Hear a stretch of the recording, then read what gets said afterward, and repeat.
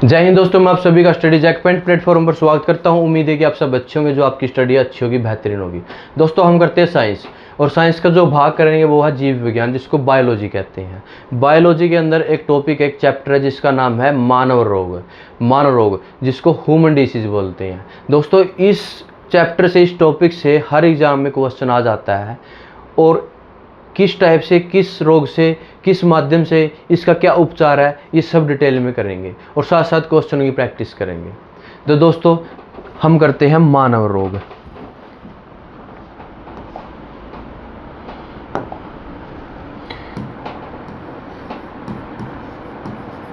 मानव रोग,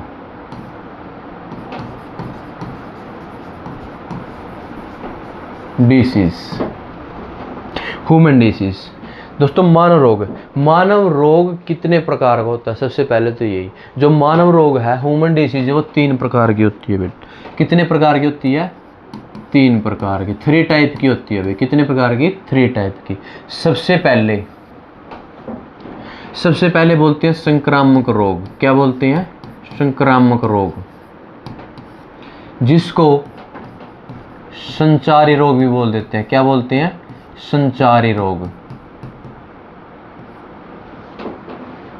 इसको communicable disease, communicable disease, या फिर इन्फेक्टेड, ये ऐसे रोग होते हैं दोस्तों जो एक दूसरे से फैलते हैं, एक व्यक्ति से दूसरे व्यक्ति को फैलते हैं। उनको क्या बोलते हैं? संक्रामक। बोल देते हैं भी ये तो इस बीमारी से संक्रमित है, ये व्यक्ति, इसको ये संक्रमण हो गया, ठीक है ना। ऐसे रोग जो एक दूसरे से फैलते हैं उसको बोलते हैं संक्रामक, या फिर संचारी रोग पूछ लेता है। एग्जाम में आ भी जाता है, इससे क्वेश्चन ये आता है, निम्न में से बताइए, कोई रोग दे देगा, ये रोग क्या है? संचारी है, गैर संचारी है, आनुवंशिक है, इनमें से कोई नहीं है। तो इसके बारे में हमें पता होना चाहिए। उसके बाद कौन से? जो एक दूसरे से फैलते हैं, एक दूसरे से फैलते हैं। नंबर 2 पे क्या है? असंक्रामक रोग। असंक्रामक रोग कौन से होते हैं? गैर संचारी रोग, जिसको हम नॉन कम्युनिकेबल या फिर नॉन इन्फेक्टेड बोल देते हैं। नॉन इन्फेक्टेड, ये कौन से होते हैं? जो एक दूसरे से नहीं फैलते। ये ऐसे रोग होते हैं, असंक्रामक या फिर गैर संचारी रोग, जो एक दूसरे व्यक्ति से नहीं फैलते। जैसे किसी को मधुमेह हो गया, जिसको शुगर बोल देते हैं, या किसी को हार्ट अटैक की बीमारी है, हार्ट अटैक हो गया किसी को, या हृदय संबंधी बीमारी है, या किसी को ज्वाइंट पेन है। मतलब ऐसे रोग हैं जो एक दूसरे से नहीं फैलते। अब किसी को मान के जो मधुमेह है, उसके पास बैठ गए, क्या उसको मधुमेह हो जाएगा? बिल्कुल भी नहीं होगा। और संक्रामक रोग कैसे? जैसे हैजा हो गई, टाइफाइड हो गया, बहुत सारी ऐसी बीमारी हैं, रेबीज हो गया, या कुछ और किसी न किसी एक दूसरे से फैलता है। टाइफाइड, हैजा, टीबी, प्लेग, बहुत सारी ऐसी बीमारी मिलेगी जो एक दूसरे से फैलती है। जैसे अभी पीछे कोरोना आया था, कोरोना भी कैसे था? वो एक दूसरे से बहुत तेज़ी से फैलता था, वो भी संक्रमित है, वो भी संक्रामक रोग था, संचारी रोग था, जो एक दूसरे के माध्यम से फैलता है। इसी प्रकार नंबर 3 होता है आनुवंशिक रोग। आनुवंशिक रोग कौन से होते हैं? जिसको वंशानुगत रोग भी बोल देते हैं। वंशानुगत तुम समझे? ऐसे रोग, इनको जेनेटिक बोल देते हैं, या जेनेटिक डिसऑर्डर या सिंड्रोम भी बोल देते हैं। सिंड्रोम जैसे गुणसूत्रों की कमी के आधार पर या बढ़ जाते हैं, घट जाते हैं। या फिर इसको हेरिडिटरी बोल देते हैं। हेरिडिटरी, जेनेटिक डिसऑर्डर या सिंड्रोम बोल देते हैं, या फिर हेरिडिटरी। ये ऐसे रोग होते हैं जो माता पिता से पीढ़ी दर पीढ़ी अपने बच्चों के अंदर चले आना। या फिर वंशानुगत, मतलब समझ गए, एक वंश से दूसरे वंश, तीसरे वंश से पीढ़ी दर पीढ़ी चली आती हैं। वे रोग जो माता पिता से अपने बच्चों के, अपने संतान के अंदर स्थानांतरण होना, ऐसे रोगों को क्या बोलते हैं? वंशानुगत या फिर आनुवंशिक रोग। ये किस प्रकार के रोग होते हैं? इनमें ना जो आपके गुणसूत्र हैं, जीन्स होते हैं, या गुणसूत्रों में जैसे हमारे 46 गुणसूत्र या 23 जोड़े होते हैं, उन गुणसूत्रों में किसी न किसी प्रकार का एक गुणसूत्र बढ़ गया या गुणसूत्र घट गया, उसकी वजह से कौन सा रोग होता है? उसके बेस पे। तो जैसे एग्जाम्पल वर्णांधता, ये भी ऐसा रोग है भाई जिसको कलर ब्लाइंड बोलते हैं। वर्णांधता कौन सा रोग है? कलर ब्लाइंड बोलते हैं जिसको। ये भी पीढ़ी दर पीढ़ी आता है, चलता है। डाउन सिंड्रोम, गुणसूत्र की बढ़ने से। क्राइटू फैक्टर, क्लाइन फैक्टर, ऐसे बहुत सारे ऐसे रोग हैं जो मतलब क्या है? आनुवंशिक होते हैं, जो पीढ़ी दर पीढ़ी चलते रहती हैं। थैलेसीमिया या फिर सिकल सेल एनीमिया, बहुत सारे ऐसे रोग हैं। तो हम सबसे पहले इनके बारे में देखो, आप पूछ लेता है कि निम्न में से बताइए आनुवंशिक रोग कौन सा है। उसमें आपको संचारी और गैर संचारी रोग दे देंगे और एक दे देगा आनुवंशिक रोग। तो उसमें हमने क्या करना? फाइंड। ये कब फाइंड होंगे? जब हम इस चैप्टर को पूरा क्लियर करेंगे। आप देख लेना, जो ये पूरा चैप्टर करेंगे, इस चैप्टर के बाद आप जितने भी आपके लास्ट में एक प्रीवियस एग्जाम हुए हैं और आगे एग्जाम होंगे, जो आपको करवाया जाएगा उससे बाहर नहीं आएगा। तो आप ध्यान से अपना नोट्स तैयार करिए और इसको साथ साथ लिखते जाइए और समझिए। तो अब देखो, ये आनुवंशिक, संक्रामक, असंक्रामक रोग हो गए। निम्न में से कौन सा गैर संचारी रोग है? मधुमेह दे देंगे, बाकी दे देंगे हैजा दे देंगे, एक दे देंगे डाउन सिंड्रोम, वर्णांधता, ये कलर ब्लाइंड, और इनमें से कोई नहीं। तो फिर वो क्या आ जाएगा? मधुमेह आ जाएगा, क्योंकि गैर संचारी रोग कौन सा है? ऐसा रोग जो एक दूसरे से नहीं फैलता। तो इनके बारे में हमें क्या है? नॉलेज होनी चाहिए। उसके बाद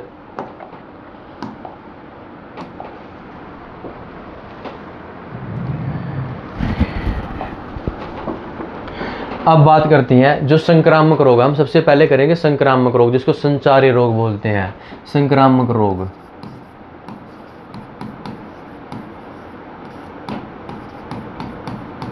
या फिर संचारी रोग, जिसको क्या बोलते हैं? कम्युनिकेबल डिसीज या इन्फेक्टेड डिसीज। ये कितने प्रकार की होती है? जो एक दूसरे से फैलता है। मैंने बताया संक्रामक रोग जो एक दूसरे से फैलता है। तो ये इसके कितने होते हैं? 5 प्रकार होते हैं। कितने टाइप होते हैं? 5 टाइप। कितने टाइप? 5 टाइप। तो सबसे पहले कौन सा? सबसे पहले है जीवाणु। कौन सा? संक्रामक रोग किससे होता है? जीवाणु से। किससे? जीवाणु से, जिसको क्या बोलते हैं? बैक्टीरिया। क्या बोलते हैं? बैक्टीरिया। नंबर 2 विषाणु। क्या बोलते हैं इसको? वायरस।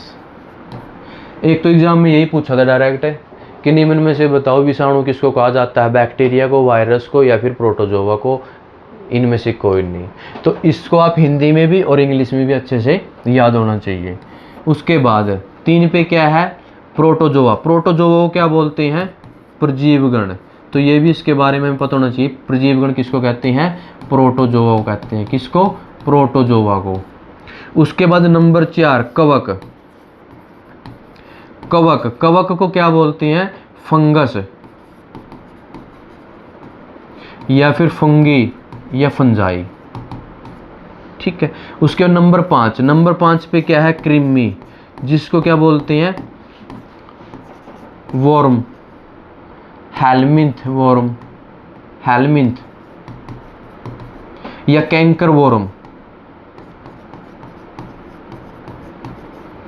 कैंकर वर्म ये इस प्रकार के होते हैं, लंबे चपटे होते हैं, इनका साइज लंबा भी होता है और छोटा भी होता है। जैसे केंचुए होते हैं जो किसान के हेल्पर होते हैं, जो मिट्टी को उपजाऊ बनाते हैं खाद के रूप में, इस टाइप के होते हैं। वो लंबे भी होते हैं और क्या होते हैं? छोटे भी होते हैं, चपटे आकार के होते हैं। वो उनको बोल देते हैं कृमि। ठीक है। और ये क्या है? इनको हेलमिंथ, कैंकर वर्म भी बोल देते हैं, वर्मिन भी बोल देते हैं, वर्मी बोल देते हैं। ठीक है। तो ये 5 प्रकार से क्या है? मानव को रोग होता है। किससे? जीवाणु से, विषाणु से, प्रजीवगण से, कवक से, कृमि से। तो अब पूछ ले एग्जाम में कि निम्न में से बताओ प्रोटोजोआ को क्या कहा जाता है? एक में दे देंगे जीवाणु, एक में दे देंगे विषाणु, एक में दे देंगे प्रजीवगण, एक में दे देंगे कवक। अब आपको पता होना चाहिए कि प्रजीवगण क्या होता है। तो आपको हिंदी में भी, ये तो DSSB में भी आया है कि प्रजीवगण को क्या कहा जाता है, निम्न में से बैक्टीरिया, वायरस या प्रोटोजोआ, इनमें से कोई नहीं, तो प्रोटोजोआ। ठीक है, उसके बाद बात करते हैं, ये जो होते हैं पांचों के पांच जीव होते हैं, ये इतने छोटे होते हैं, इनको नगन आंखों के द्वारा नहीं देख सकते भाई।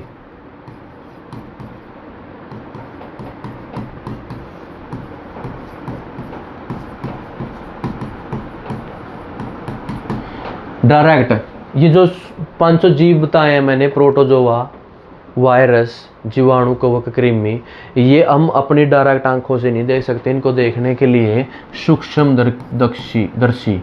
सूक्ष्मदर्शी, जिसको माइक्रोस्कोप बोल देते हैं, माइक्रोस्कोप, इसकी सहायता से हम क्या है इनको देख सकते हैं। इतने छोटे होते हैं, हमारी डायरेक्ट आंखों से नहीं देख सकते। इनको देखने के लिए किसकी जरूरत पड़ती है, सूक्ष्मदर्शी की या फिर माइक्रोस्कोप।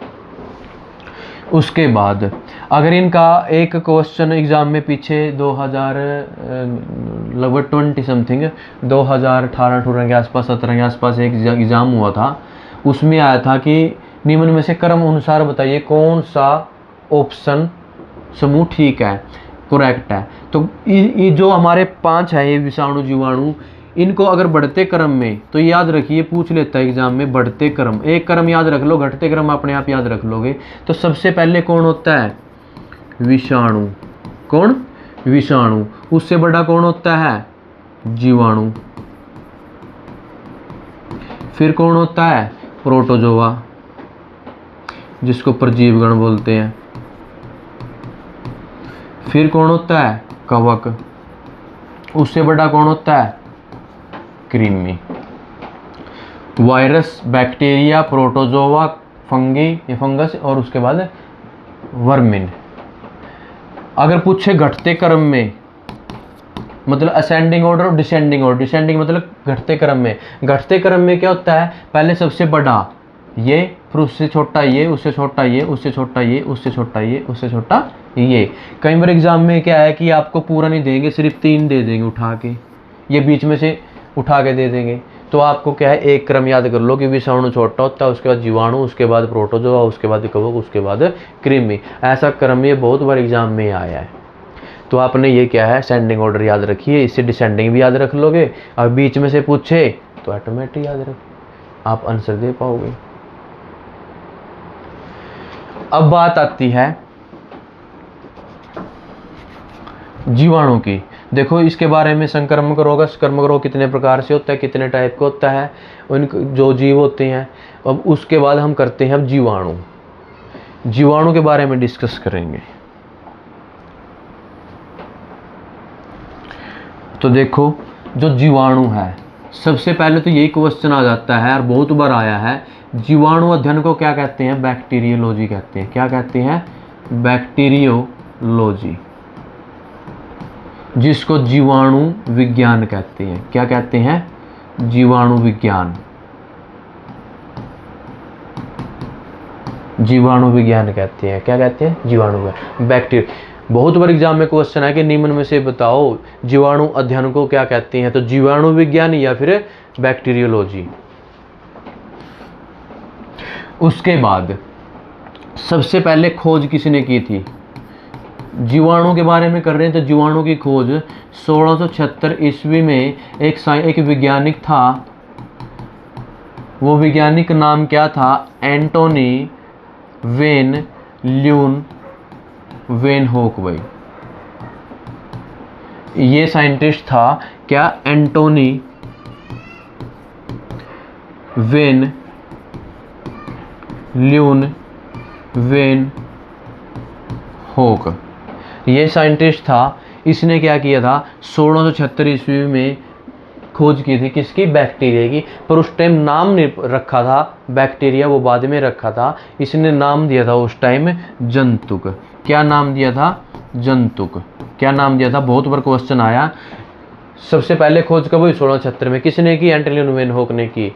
उस टाइम नाम क्या रखा गया था, जंतुक नाम रखा गया था। पर यहाँ से ये जंतुक जो खोज की थी, कहाँ पे की थी, दांत दांत पे खोज की थी। दांत का जो खुरचन होता है उसको माइक्रोस्कोप में देखा था, उसमें कुछ ना कुछ जीव मिले थे, और उस जीव को देख के इस एंटनी ल्यूनवेनहोक ने, साइंटिस्ट ने क्या किया, वैज्ञानिक ने नाम रख दिया जंतुक। तो एक क्वेश्चन यहीं से बन जाता है कि फिर नाम किसने रखा? तो नाम किसने रखा भाई? नाम रखा एहरेनबर्ग ने। किसने?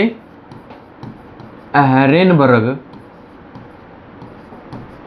वैज्ञानिक था, 1838 में आया, और इसने बैक्टीरिया नाम दे दिया, जिसको कहते हैं बैक्टीरिया, जीवाणु। क्या नाम दिया? बैक्टीरिया, फिर जीवाणु। तो क्वेश्चन बन गया कि बैक्टीरिया नाम देने वाले क्या साइंटिस्ट का नाम क्या था? एहरेनबर्ग। और कब नाम दिया गया? 1838 में। कब? 1838 में, एहरेनबर्ग। याद रखना भाई, एहरेनबर्ग।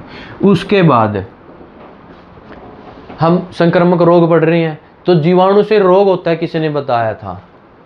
जीवाणु से रोग,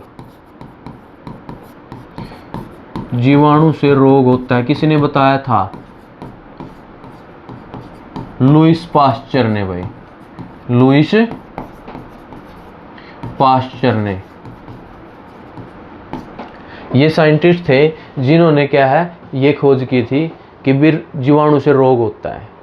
बहुत सारे ऐसे एक्सपेरिमेंट किए थे जिसमें ये पता लगाया गया था कि जीवाणु से रोग होता है। तो किसी ने बताया था? लुईस पास्चर ने। खोज किसने की थी? एंटनी ल्यूनवेनहोक ने। पर नाम दिया जंतुक। बैक्टीरिया नाम किसने दिया? एहरेनबर्ग ने, 1838 में। खोज रोग की किस साइंटिस्ट ने बताया था कि जीवाणु से रोग होता है? लुईस पास्चर ने। किसने बताया था? लुईस पास्चर ने। अब बात करते हैं जीवाणु की, कि जीवाणु की जो शेप होती है, किस किस प्रकार की शेप होती है? सबसे पहले 4 प्रकार की शेप होती है। एक तो होती है गोल। कैसी होती है? गोल, कोकाई, या फिर ऐसे कोकाई, AI, कोकाई। जैसे स्ट्रेप्टोकोकस। कैसे? स्ट्रेप्टोकोकस, लिखिए स्ट्रेप्टोकोकस, या फिर स्टीफिलोकोकस। जो गोल होते हैं, मतलब गोल का मतलब इस टाइप के, उनकी जो हमारे बैक्टीरिया होते हैं उनकी जो शेप होती है कैसी होती है? गोल होती है। तो लिखिए स्ट्रेप्टोकोकस, स्ट्रेप्टोकोकस, या फिर स्टेफिलोकोकस।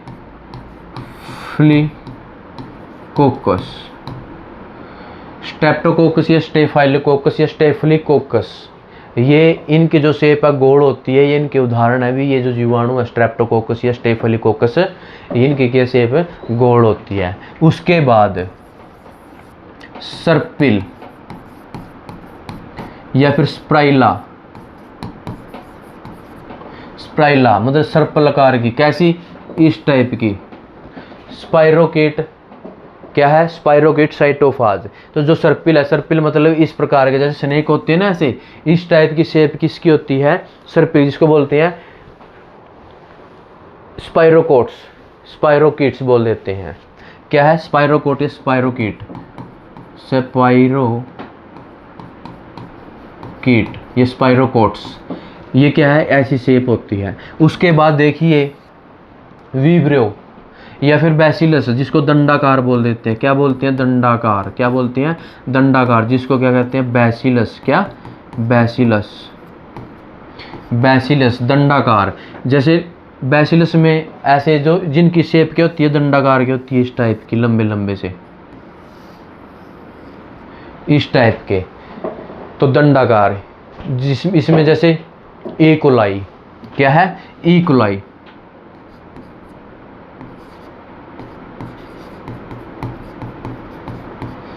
ई कोलाई नाम का, ठीक है ना। ये lactobacillus E coli, lactobacillus E coli. तो इनकी शेप कैसी होती है? दंडाकार होती है। कैसी? दंडाकार। उसके बाद 4, जिसको बोल देते हैं विब्रियो, विब्रियो, विब्रियो, विब्रियो को बोल देते हैं अल्प विराम। क्या बोलते हैं? अल्प विराम। अल्प विराम का जो हमारा चिन्ह होता है, मतलब ऐसे, या फिर कोमा टाइप, इनकी ऐसी सी शेप होती है जीवाणु की, ठीक है ना। तो इस प्रकार के जीवाणु सेब के बारे में कैसे होती है, उनकी सेब कैसे होती है पूछ लेता है, निम्न में से बताइए कि इसकी सेब कैसे होती है, जीवाणु की गोड़ होती है, क्रीमी होती है और डंबल शेप होती है, इनमें से कोई नहीं है। तो उसमें जो जो ऑप्शन में मिलेगा उस हिसाब से इनमें से एक मिलेगा, बाकी नहीं मिलेंगे। तो वो क्या है, आपका ऑप्शन क्लिक कर देना, वहाँ पे आपका राइट होगा। गोड़ होती है, दंडाकार होती है, और कैसी होती है, विब्रियो टाइप की होती है, और कैसी होती है, सर्पिल आकार की होती है। ठीक है, उसके बाद जैसे हमने ये कर लिया, उसके बाद क्या है, जो जीवाणु से कुछ ना कुछ हमें लाभ भी होते हैं और कुछ ना कुछ क्या होती है, हानि भी होती है। कुछ ना कुछ लाभ होते हैं और कुछ ना कुछ क्या होती है, हानि भी होती है। तो देखिए हानि,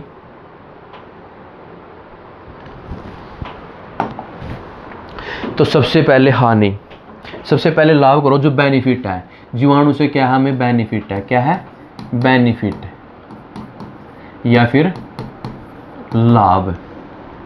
तो सबसे पहले तो एक क्वेश्चन बता देता हूँ, बहुत बार एग्जाम में आया, पर अब एग्जामिनर क्या है, उस क्वेश्चन को पजल करके देता है। जो राइजोबियम होता है, क्या होता है, राइजोबियम होता है,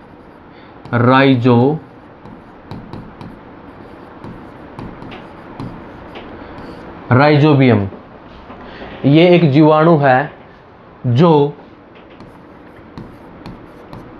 मिट्टी के अंदर नाइट्रोजन का क्या करता है, नाइट्रोजन का सिंबल N क्या करता है, स्थिरीकरण करता है। भाई क्या करता है, स्थिरीकरण, मतलब मिट्टी के अंदर उर्वरता को बनाए रखता है, क्योंकि उर्वरता नाइट्रोजन क्या है, मिट्टी के अंदर एक ऐसी उर्वरता क्षमता है, मतलब वो उपजाऊ बना के रखता है मिट्टी, क्योंकि फसलों को क्या है, बहुत सारी नाइट्रोजन की आवश्यकता होती है।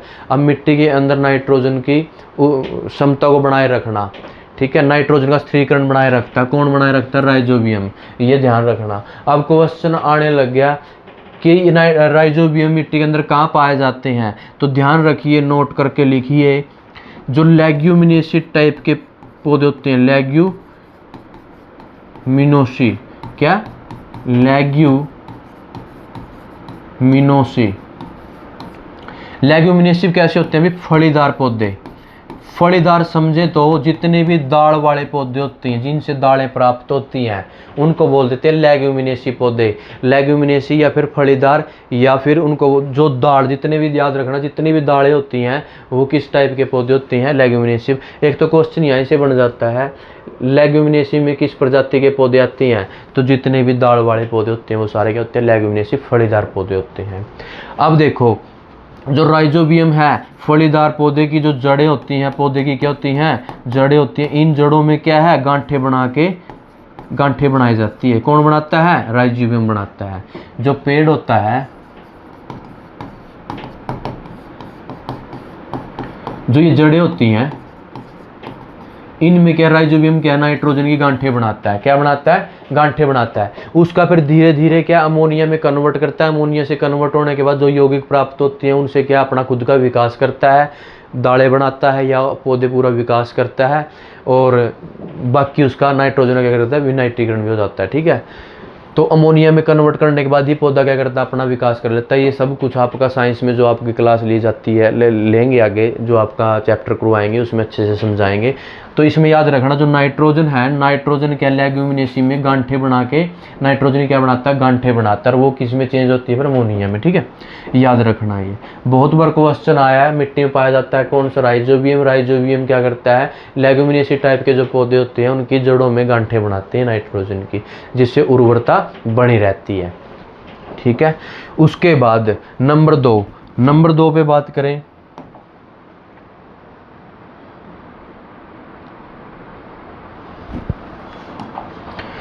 नंबर 2 पे देखो जो पाचन तंत्र होता है हमारा, क्या होता है, पाचन तंत्र होता है। जो हम भोजन करते हैं, पाचन तंत्र, जो भी भोजन करेंगे, भोजन करने के बाद वो भोजन को गड़ाएगा, सड़ाएगा, उसमें कौन हेल्प करता है, जीवाणु। क्या नाम है, ई कोलाई नाम का जीवाणु है। क्या नाम है, ई कोलाई। क्या नाम है, ई कोलाई। उसके बाद औषधि का निर्माण, औषधि, जो हमारी जितनी भी दवाइयाँ होती हैं, औषधि, कौन सी औषधि, एंटीबायोटिक। कौन सी, एंटीबायोटिक का निर्माण में, एंटीबायोटिक में कौन सी होती है, जैसे स्पिक्जिम जिसको जीफी बोलते हैं हम, स्पिक्जिम होगी, सिफ्लोलोक्सिन होगी, अमोक्सिसिलिन होगी, ठीक है, एज़ोथ्रोमिसिन होगी। ऐसी बहुत सारी दवाई हैं जो एंटीबायोटिक होती हैं। कौन सी? अमोक्सी होगी, अमोक्सिसिलिन होगी, सिफ्लोक्सिन होगी, या फिर जीफी होगी जिसको जीफी को बोलते थे स्पिक्जिम।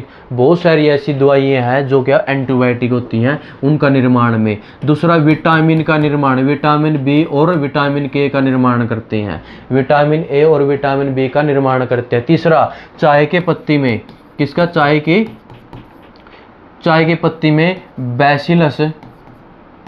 Bacillus megaterium. बहुत बार क्वेश्चन आए, चाय के पत्ते में कौन सा जीवाणु पाया जाता है जो चाय के पत्ते को सुरक्षित रखता है, किसी प्रकार की कोई उसके अंदर रोग ना पैदा होने देता? वो कौन सा है? Bacillus megaterium, bacillus megaterium. उसके बाद दूध का खट्टा होना। दूध खट्टा किसकी वजह से होता है? जो हमारा दूध के रिलेटेड है तो लैक्टोबैसिलस केसीआई, ये पूरा नाम है भाई। जो दूध खट्टा होगा, जैसे दूध से दही बनेगी तो वो दही बनती है, दूध खराब हो जाता है, खटास पैदा हो जाती है, तो वो किसके कारण होती है? जीवाणु के कारण होती है। और वो जीवाणु कौन सा होता है उसके अंदर? Lactobacillus KCI. ध्यान रखना, ये बहुत बार क्वेश्चन आया है भाई।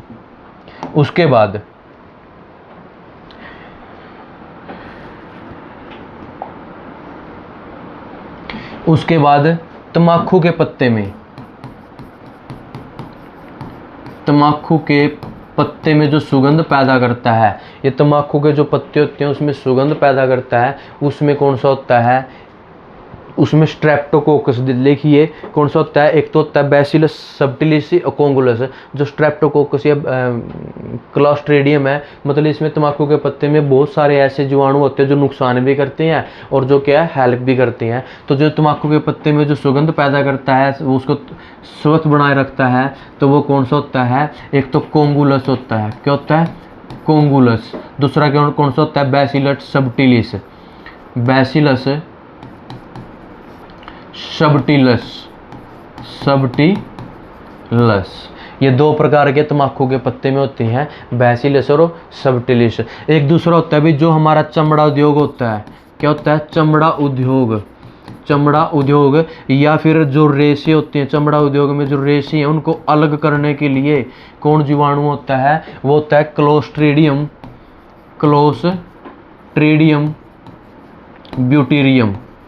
ब्यूटीरियम। ये क्या? चमड़ा उद्योग में जो रेशे को अलग करते हैं, चमड़ा को अलग करते हैं, उन उद्योगों में किस जीवाणु की लाभ मिलता है, किस जीवाणु से लाभ मिलता है? वो होता है क्लोस्ट्रीडियम ब्यूटीरियम। ये क्या करता है? उनको अलग कर देता है। क्या कर देता है? अलग कर देता है। उसके बाद ये सारे क्या एग्जाम में आए हुए हैं, चाहे आपका SSC है, चाहे आपका CGL है, किसी प्रकार का भी एग्जाम है, सभी एग्जाम में आए हुए हैं, इससे बाहर नहीं आएगा आपका। उसके बाद बात करते हैं हम, जैसे इनका लाभ है कोई ना कोई, इनका क्या भी है? हानियाँ भी है। तो हम बात करते हैं इसका नुकसान, वो हार्मफुल भी है, उनका नुकसान भी है। तो नुकसान के बारे में देखिए, हानियाँ। सबसे पहले खाद्य पदार्थों को विषैले बना देते हैं। देखो कोई भोजन है, भोजन रख दिया और उस पर कोई ना कोई ऐसा सूक्ष्म जीव आके बैठे, जैसे मक्खी है, मक्खी कम से कम 30 से 40 प्रकार की बीमारियां फैलाती है। वो मक्खी आई, भोजन पे बैठेगी, वहाँ से क्या कुछ ना कुछ बैक्टीरिया छोड़ेगी, वो हम खाएंगे तो क्या हमें क्या डिसीज हो जाएगी, रोग हो जाएंगे। ठीक है, तो खाद्य पदार्थ को क्या कर देते हैं?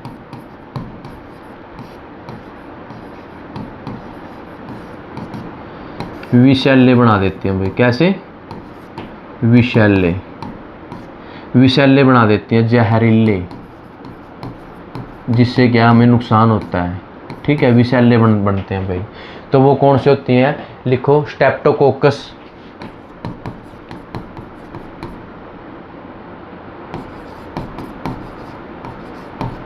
या फिर स्ट्रेप्टोसाइटोफाज, स्ट्रेप्टोकोकस या स्ट्रेप्टोकोक्सर या फिर साइटोफाज।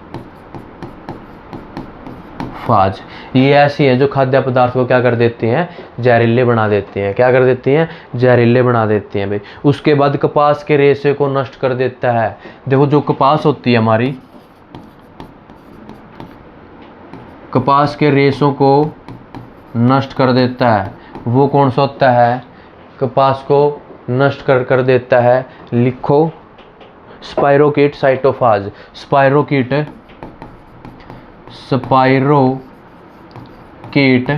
साइटोफाज, ये ऐसा जीवाणु है जो कपास को ख़त्म कर देता है। जो कपास होते हैं उसके रेशे होते हैं उसको बिल्कुल खा जाएगा, ख़त्म कर देगा, जिससे क्या वो फसल अच्छी नहीं होगी, बिल्कुल ख़त्म कर देगा। जैसे बोलते कीड़ा लग गया इसको, है ना, तो वो क्या है कपास के रेशों को क्या कर देता है, नष्ट कर देता है। उसके बाद भाई उसके बाद क्या है, देखिए जो हमारे लाभ में क्या किया था हमने, लाभ में किया था कि लाभ से हमें क्या मिट्टी की स्थिरीकरण कर देता है। तो कुछ जीवाणु ऐसे होते हैं जो मिट्टी की उर्वरता को खत्म करेगा। खत्म का मतलब विनाइट्रीकरण कर देगा। उसमें क्या था, नाइट्रोजन स्थिरीकरण कर था, अब इसमें क्या करेगा, उसका विनाइट्रीकरण कर देगा, मतलब नाइट्रोजन की क्षमता को खत्म कर देगा। तो विनाइट्रीकरण बोल देते हैं, विनाइट्रीकरण।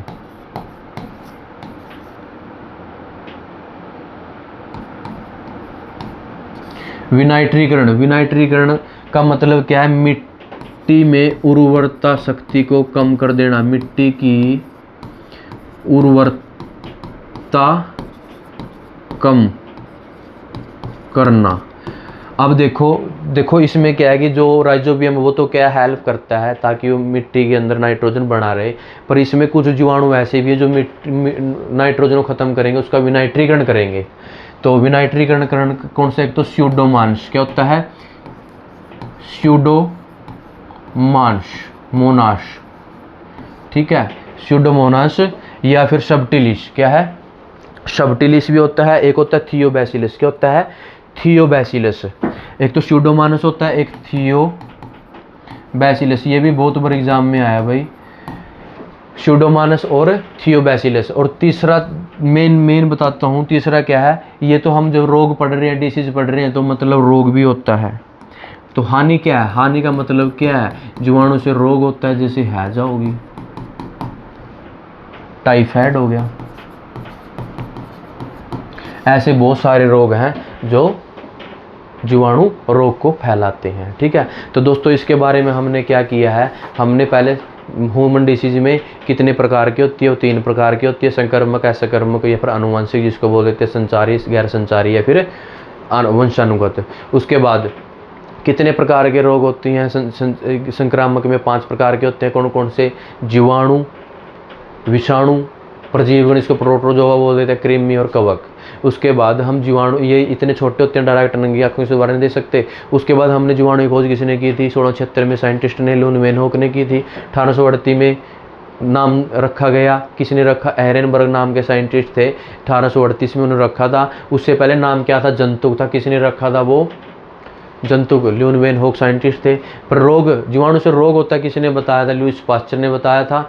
और उसके बाद जीवाणु अध्ययन में क्या कहते हैं, बैक्टीरियोलॉजी। उसके बाद हमने क्या किया है, उसके लाभ, और उसके बाद हमने क्या किया, उसकी हानियाँ। तो दोस्तों कल करेंगे जीवाणु से किस प्रकार के रोग होते हैं, कितने प्रकार के होते हैं, वो किस माध्यम से फैलते हैं, फैलने के बाद उसका उपचार क्या है, और किस प्रकार की उसमें मेडिसिन यूज़ होती है, ताकि इसको बिल्कुल हम डिटेल में करेंगे। आप साथ साथ नोट्स करो, नोट्स बनाओ, और ताकि आपको एग्ज़ाम में फिर बहुत सारी हेल्प मिले। तो धन्यवाद दोस्तों, मिलते हैं फिर नेक्स्ट क्लास में। Thank you.